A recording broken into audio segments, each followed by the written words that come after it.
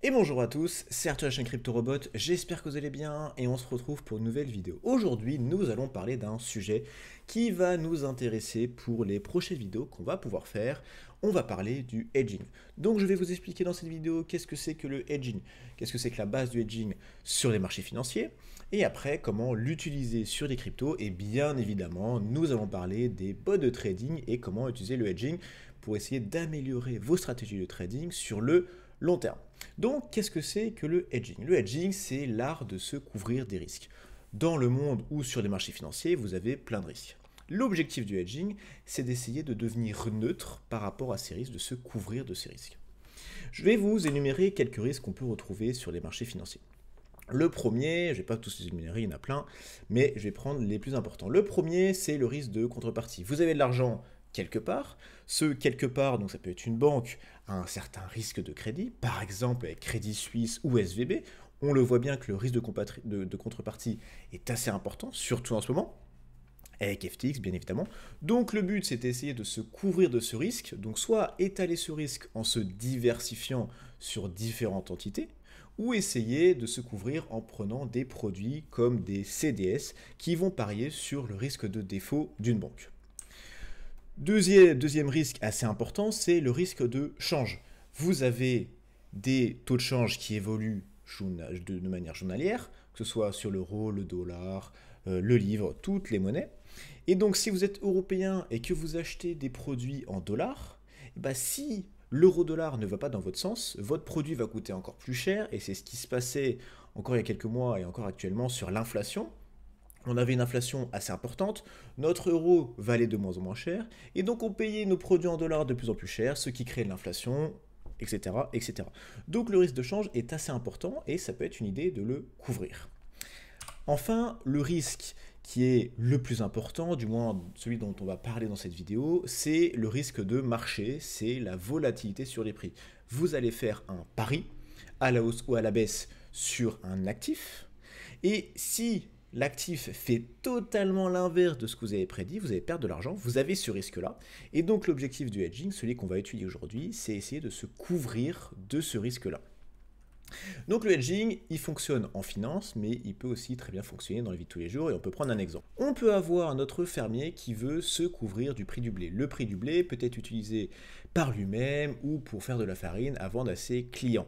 Le problème, c'est qu'il ne sait pas comment le prix du blé va évoluer. Et lui, il en a besoin. Dans le futur, il va devoir acheter certaines quantités, et si le prix du blé, il augmente fortement, ça va baisser ses marges, il va devoir augmenter ses prix, il ne le veut pas. À l'inverse, si le prix du blé diminue, là il est content, il va payer son blé à un prix inférieur. Donc ça c'est cool. Mais là on n'est pas dans une histoire où le fermier il va essayer de faire un pari à la hausse ou à la baisse sur le blé. C'est pas son job, et il ne peut pas mettre en péril son activité parce qu'il a fait un mauvais pari. Ce qu'il fait, c'est que lui, il va essayer d'avoir un prix constant, quelle que soit l'évolution du blé, quelle que soit l'évolution du prix du blé. Comment il va faire? C'est très simple. D'un côté, si le prix du blé augmente très fortement, il veut essayer de gagner de l'argent parce qu'il a perdu de l'argent via l'augmentation du prix du blé, donc il veut essayer d'en récupérer via un instrument financier. A l'inverse, si le prix du blé diminue, il va gagner de l'argent, et donc pour avoir ce prix constant, il va devoir prendre un produit qui va lui faire perdre de l'argent à équivalence. Le produit qu'il va prendre, c'est un pari à la hausse, un long, on peut dire. Donc si le prix du blé augmente, il va perdre de l'argent avec l'augmentation du prix du blé, parce qu'il a acheté son blé plus cher que prévu. Mais à l'inverse, il va gagner de l'argent via le long. Donc les deux vont se compenser. À l'inverse, on a un prix du blé qui diminue, mais il a toujours son long d'ouvert. Donc si le prix du blé diminue, lui, il va techniquement gagner de l'argent parce que le prix du blé diminue, mais il va perdre de l'argent parce qu'il a ouvert un long, et donc au final, le prix va être constant, quelle que soit l'évolution du blé, il va payer la moyenne, il va payer la bissectrice tout simplement, entre l'augmentation à la hausse ou l'augmentation à la baisse, il va toujours avoir le même prix, et c'est ce que veut le fermier, et c'est ce qu'on pourrait appeler du hedging sur l'évolution du sous-jacent. Sur les marchés financiers, vous avez des produits extrêmement vanille qu'on appelle call ou put. Ce sont des options qui vous permettent de faire des paris. Le call, pari à la hausse, le put, le pari à la baisse. Le call va vous permettre de vous couvrir sur une hausse potentielle d'un sous-jacent. Je m'explique. Le call, vous achetez un long call, vous achetez le droit d'acheter ou non un sous-jacent à un prix déterminé au tout début du contrat, à une date dans le futur. Donc par exemple, j'achète le droit d'acheter ou non du blé dans 4 ans, 5 ans, à un prix que j'ai déterminé au tout début du contrat, qu'on appellera le strike. Donc, si on est dans une tendance bullish, le blé augmente très fortement. Si vous n'avez rien fait, vous allez devoir acheter du blé au prix après augmentation, donc quelque chose qu'il ne faut pas faire.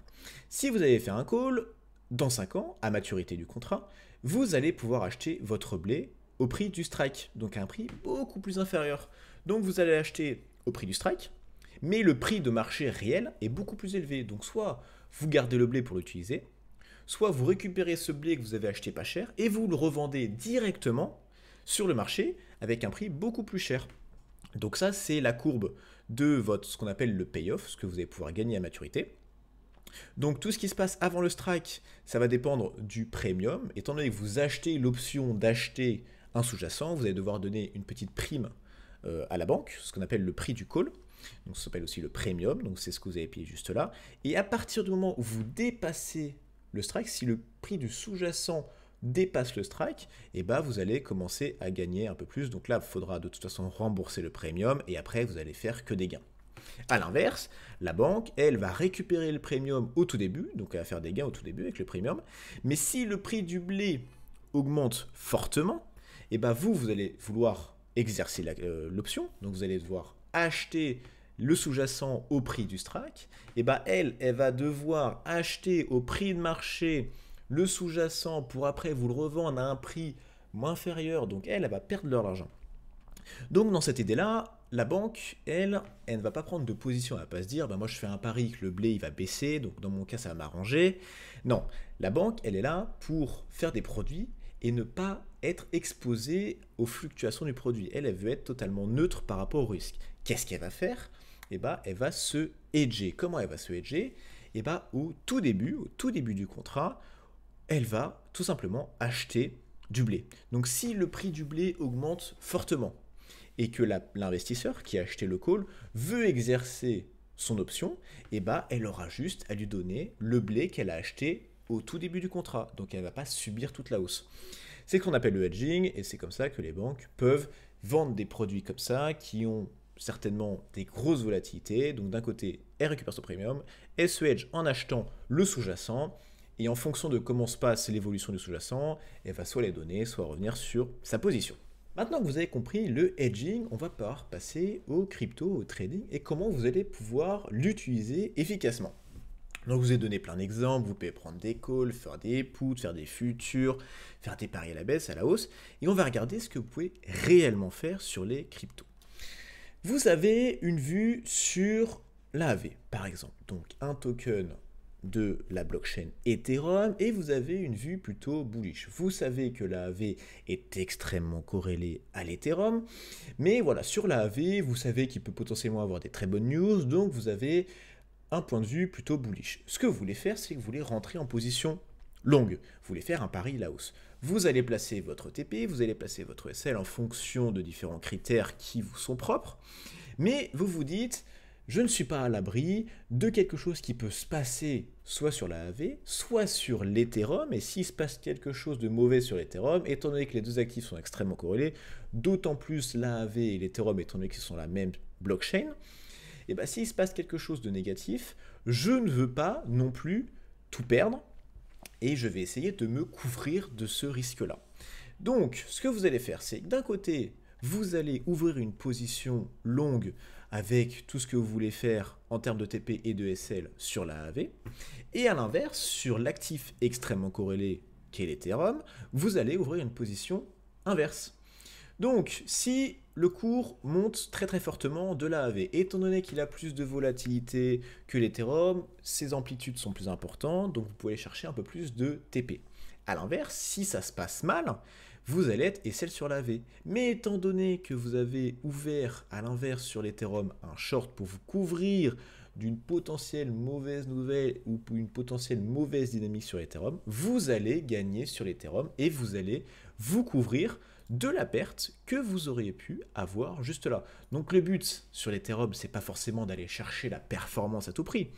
C'est plutôt de se dire, la perte que je peux subir juste là, eh ben, j'ai envie que mon short sur l'Ethereum la couvre. Ce qui fait que si vous avez, votre vue est bonne, vous êtes dans une tendance bullish et que la AV touche son TP. Vous allez toucher votre TP ici. Bien évidemment, sur l'Ethereum, vous allez normalement toucher votre SL, étant donné que les deux actifs sont très corrélés. Donc vous allez perdre un petit peu sur les SL de l'Ethereum, mais vous allez normalement gagner plus avec le TP sur votre AV. A l'inverse, si ça baisse, vous allez perdre de l'argent ici avec le SL de la AV, mais vous allez gagner quelque chose à peu près équivalent avec le TP sur l'Ethereum. Donc ça, c'est une manière de se hedger si vous avez une vue assez claire sur un produit, sur un actif, mais que vous voulez quand même potentiellement vous couvrir sur une volatilité un peu trop importante où ça pourrait aller, titiller votre SL.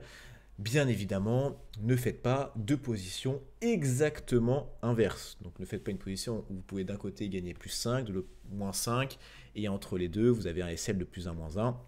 Parce que là, soit vous gagnez plus 5, mais dans l'autre côté, vous allez perdre moins 5, etc., etc.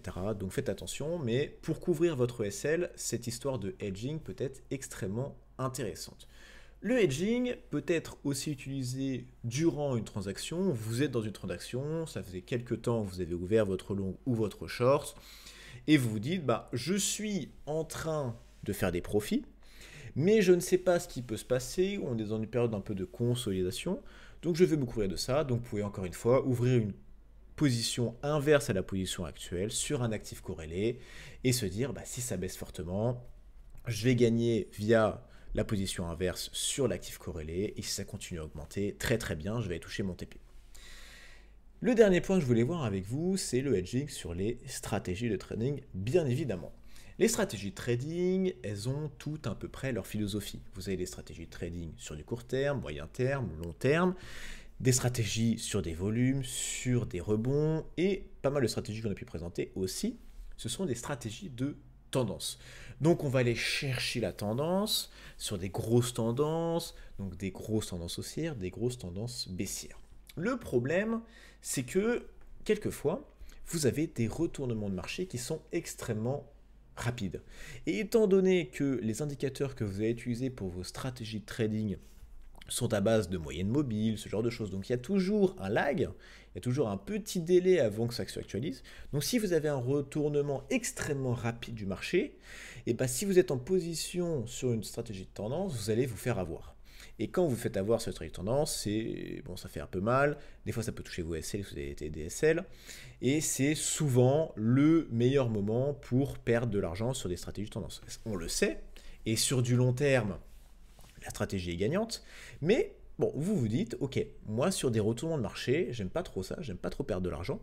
Moi ce que je veux, c'est me couvrir de ce risque.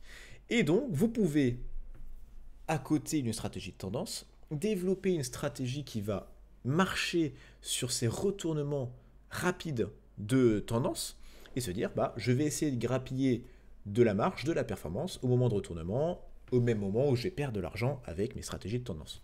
Une stratégie de retournement qu'on va sûrement vous présenter beaucoup plus en détail dans le futur. C'est une stratégie qu'on a pu trouver un peu en cherchant sur TradingView. On l'a un peu modifié pour que ça fitte encore mieux. Mais par exemple, c'est celle-là.